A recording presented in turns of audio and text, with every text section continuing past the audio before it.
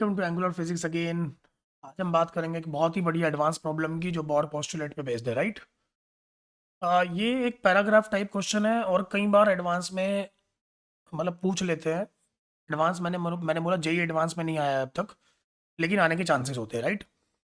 तो क्योंकि ये जो थ्योरी है ये थ्योरी काफ़ी ज़्यादा मॉडर्न है, तो इसलिए हम ऐसा बोल सकते हैं कि मॉडर्न फिजिक्स में इस क्वेश्चन के आने के चांसेस बन जाते हैं कई बार, राइट। क्वेश्चन में बोला गया है कि bore and Sommerfeld gave a postulate for periodic motion of a particle moving in a conservative force field. Bore ने और सोमरफेल्ड ने मिलकर एक पोस्टुलेट दिया जो कि कंजर्वेटिव फील्ड्स के लिए एप्लीकेबल है, राइट। कंजर्वेटिव फील्ड्स कौन सी होती है? इलेक्ट्रोस्टैटिक फील्ड्स या फिर ग्रेविटेशनल फील्ड, राइट। उन्होंने बोला कि मोमेंटम और डिस्प्लेसमेंट कुछ इस तरीके से क्वांटाइजेशन रूल से बंधे हुए हैं, राइट। उन्होंने बोला कि अगर मोमेंटम और डिस्प्लेसमेंट का हम लोग डॉट प्रोडक्ट करें और क्लोज इंटीग्रल लें तो वो एन एच के इक्वल आएगा, राइट और रॉन्ग। ये कुछ कुछ ऐसा ही है जैसे आपने पढ़ा होगा अनसर्टेनिटी प्रिंसिपल, राइट। उन्होंने बोला इसी प्रिंसिपल को हम लोग बोर पोस्टुलेट की तरह भी यूज कर सकते हैं। बोर का सेकंड पोस्टुलेट क्या था? Angular momentum equal to n h upon two pi, right और रॉन्ग। तो उससे भी मतलब ये भी वहां पे भी ये लग जाता है, राइट। तो अब उन्होंने इसी पोस्टुलेट को हमें अलग तरीके से लगवाना चाहा है।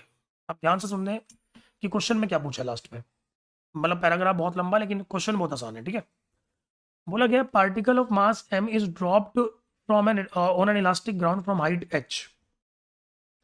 Gravitational field is constant. उन्होंने बोला ग्रेविटेशनल फील्ड वहां पे कांस्टेंट है और मैग्नीट्यूड g है, मतलब ग्रेविटी उन्होंने बोल दिया कांस्टेंट है, राइट।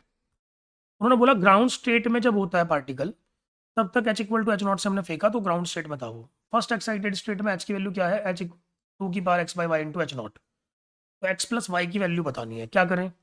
बहुत सिंपल काम है। इस पोस्टुलेट को लगा देते हैं। इस पोस्टुलेट ने क्या बोला हमें? Momentum into displacement equal to n h, यही बोला, राइट और रॉन्ग।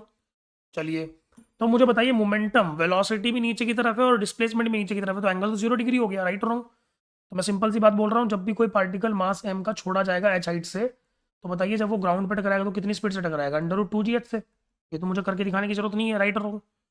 बहुत बढ़िया।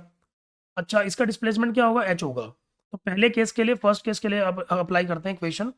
Case one. केस वन में बोला गया h equal to h not है, तो मैं क्या लिखूंगा? मोमेंटम को लिख रहा हूँ m into v, mass into under root 2g h not, right. और हाइट है हमारी h not equals to n h. N h का मतलब 1h, क्योंकि ग्राउंड स्टेट की बात कर रहा हूँ। इक्वेशन नंबर 1 बन गई। सेकंड की इक्वेशन की बात करते हैं। इस बार हमारी जो स्पीड होगी वो कितनी होगी? हम इस बार कितनी हाइट से छोड़ रहे हैं? 2 की पावर x बाई वाई। तो 2g 2 की power x by y into h not, और बाहर भी आएगा 2 की power x by y into h not equals to, इस बार कौन सी एक्साइटेड स्टेट है? फर्स्ट एक्साइटेड स्टेट, मतलब कि 2h हो जाएगा। Equation number 2। दोनों इक्वेशंस को डिवाइड कर दो भाई, से डिवाइड कर लेते हैं फटाफट से।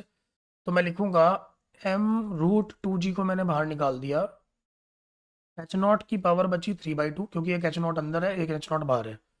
वैसे 2 की पावर भी हो गई 3x/2y अपॉन फर्स्ट इक्वेशन को लिखे तो m रूट 2g बाहर रहेगा, एच नॉट की पावर यहाँ भी 3/2 है और इक्वल टू 2 के इक्वल आ गया, राइट। ये छम्मा छम्मा हो गया, बोलो फटाफट।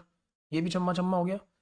अब 2 की पावर इधर तो है लेफ्ट हैंड साइड में 3x/2y और यहाँ पे है 1, तो 3x/2y की वैल्यू क्या आ गई भाई? 1 आ गई है ना। तो यहाँ से हमें x/y क्या मिल रहा है? 2/3।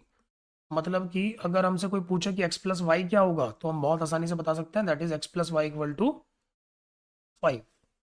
तो मेरे हिसाब से इसका इंटीजर टाइप एक आंसर आएगा, x plus y will be equal to 5, right. ऐसे और क्वेश्चंस करने हैं तो प्लीज़ सब्सक्राइब कर दीजिए और इस चैनल को जितना हो सके शेयर कीजिए। एडवांस की प्रिपरेशन के लिए एकदम एक्सक्लूसिव कंटेंट में लेके आ रहा हूँ। Thank you everyone, have a great day.